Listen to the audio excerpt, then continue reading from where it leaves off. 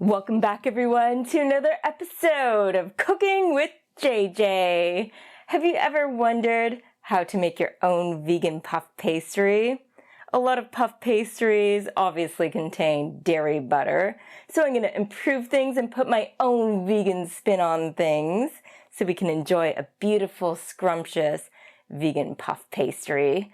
A lot of puff pastries also contain ingredients that aren't really necessary. One I came across was tartrazine, which is a product derived from petroleum products. And do you really want to put petroleum products in your body? I don't think so. So I'm really excited to get started on this recipe. So without further ado, let's head over to the kitchen and get cooking!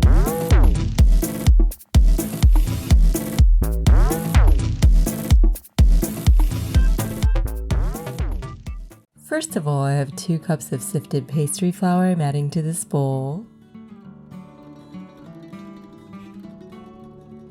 I have Miyoko's plant-based butter. We're going to use a cup's worth. You can see the measurements are noted on the wrapper.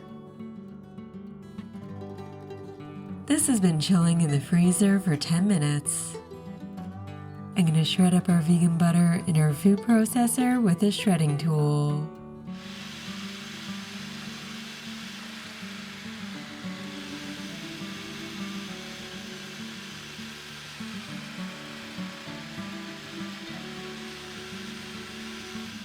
So we have all these tiny pieces that will blend up into our flour. I'm using a metal fork to mix this all up, but you can use a pastry cutter or a stand mixer.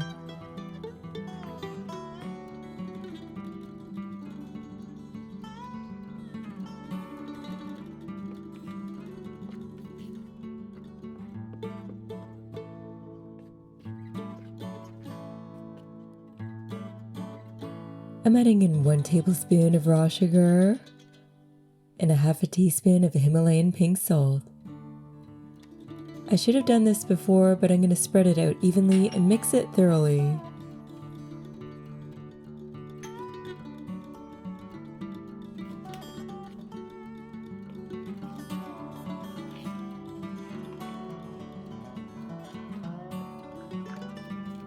I'm adding 1 tablespoon of apple cider vinegar.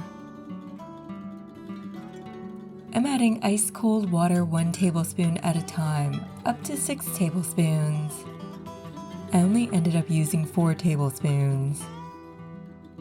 If your vegan butter is melting too much, pop the bowl in the fridge for at least 10 minutes. You want to work quickly.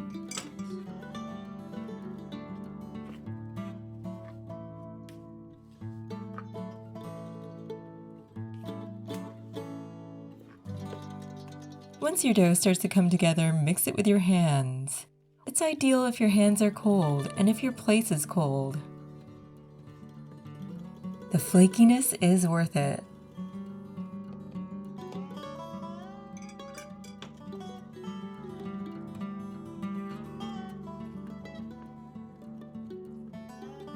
Now we have our ball of dough and we're going to roll it out.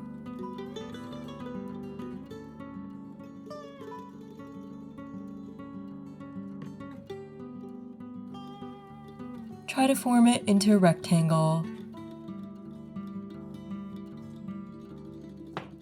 Use your hands to shape the edges.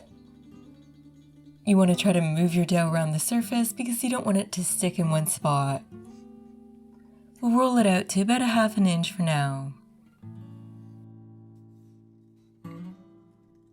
You want to try to avoid adding too much flour because you don't want the dough to absorb more flour. If you're having some trouble, add parchment paper on either side.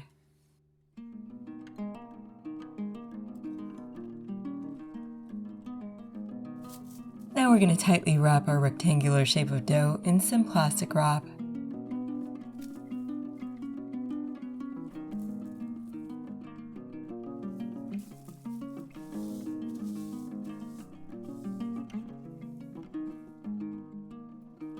Pop it in the freezer for at least 1 hour, and it will take 4 hours to defrost in the fridge. Puff pastry as we now know it today was developed in France in the 17th century, and over there it's known as pâte fouettée.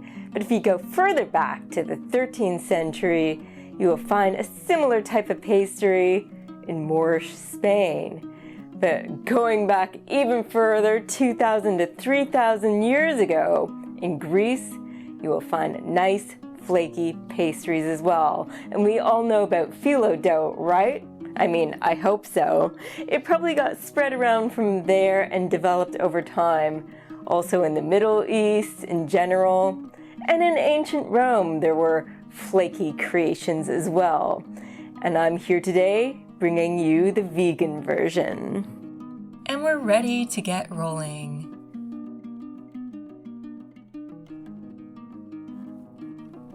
If it's breaking apart, it's not quite ready for rolling. What we're going to do now is laminate the dough. This is what this process is called.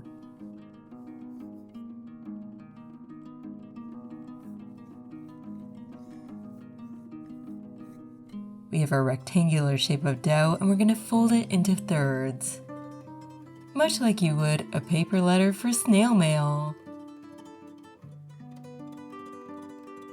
Now turn it 90 degrees and roll it out.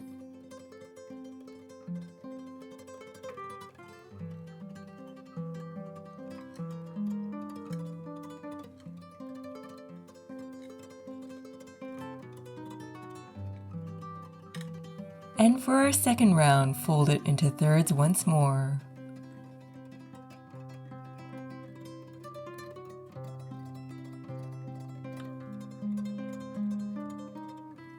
Turn it 90 degrees again. And flatten it out.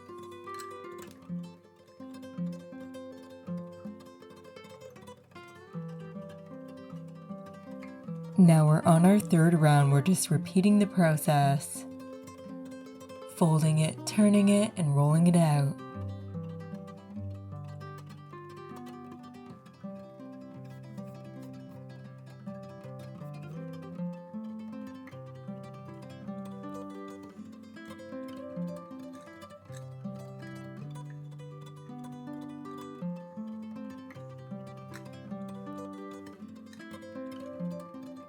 And now for our fourth and final lamination. Some people pop the dough in the fridge for 10 minutes in between each round.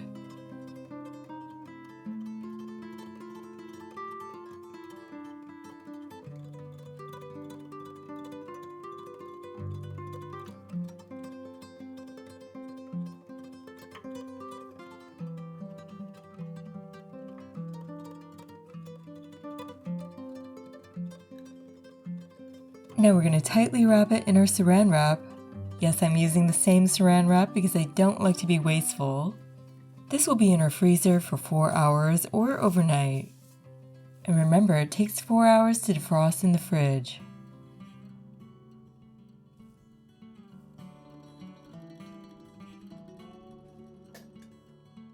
Now you're ready to use the dough any way you wish, whether you're making a savory treat or some desserts.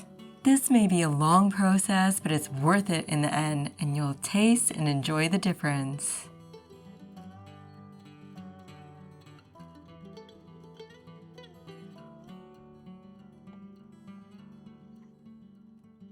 You can use just egg instead of chicken eggs for egg wash. And you may also like to use some coconut oil for brushing. Enjoy those wonderful flaky layers. Time to try it.